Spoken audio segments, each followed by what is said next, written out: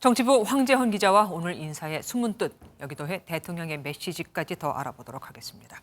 황 기자, 네. 대통령실 비서관 5명이 한꺼번에 이 부처 차관으로 이동하게 됐습니다. 대통령이 이들에게 굉장히 강하게 지시한 게 있다면서요.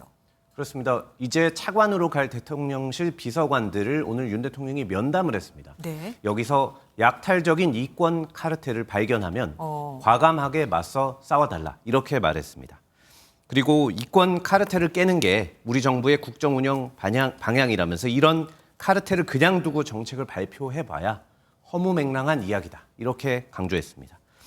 또 부패한 이권 카르텔은 늘 거친 그럴듯하게 포장돼 있다면서 부처에 가서 이를 잘 주시하라고 밝혔습니다. 불법적인 카르텔을 깨고 공정하고 상식에 맞는 제도를 만들어 나가는 것이 우리 정부가 해야 할 일이라고 강조했습니다. 완전히 대놓고 지금 얘기를 한 겁니다. 구체적으로 비서관들이 가는 부처에 어떤 이슈를 말하는 걸까요?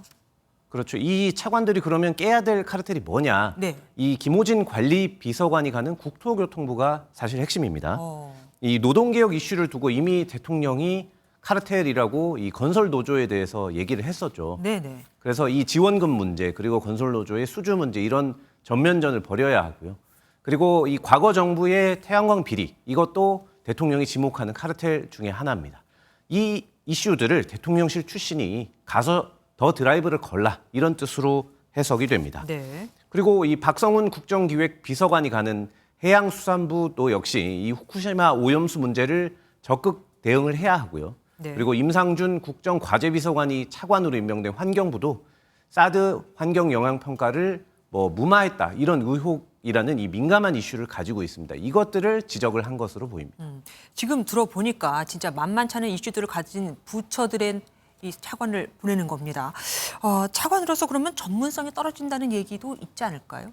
그렇습니다. 사실 이 국토부 1차관 자리는 부동산과 주택 정책에서 굉장히 중요한 이 고위 공무원입니다. 네. 그러면 이제 이 김호진 비서관에 대해서 이 부동산 전문가냐 이런 의문이 붙는데 네. 사실 전문가라고 보기는 쉽지 않습니다. 그리고 야당에서도 이 과기 대통령실 비서관이었던 조성경 과기정통부 1차관 역시 식량자원학과 신문방송학 이걸 전공하고 정책 분야로 에너지공학 박사를 받은 과기부에 가기는 부적격자다 이런 비판이 당장 나왔습니다. 네. 대통령실 관계자한테 물어보니까요. 대통령실도 이런 점 좀 알고 있지만 예를 들어 김 비서관의 경우 용산 이전을 실무에서 책임진 비서관이었거든요.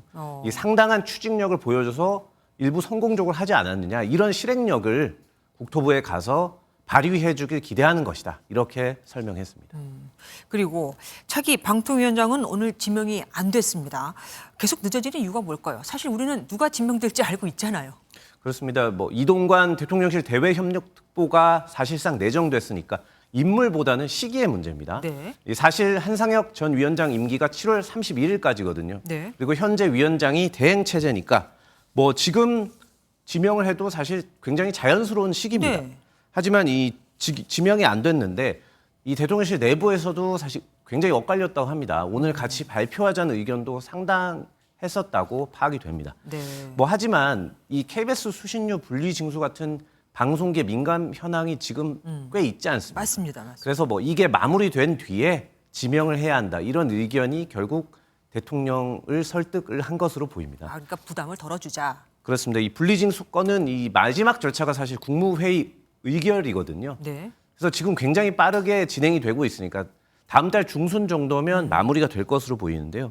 그 이후에 지명을 하고 인사청문회를 해야 수신료 문제로 덜 공격을 받을 것 아니냐 이런 계산이 있는 것으로 해석이 되고요. 또 이제 직무가 중단된 한 전 위원장이 자신이 낸 직무 집행정지 신청이 받아들여지지 않자 항고를 했지 않습니까? 네네. 그 결과도 보긴 봐야 한다 이런 네. 의견이 있었던 것으로 보입니다.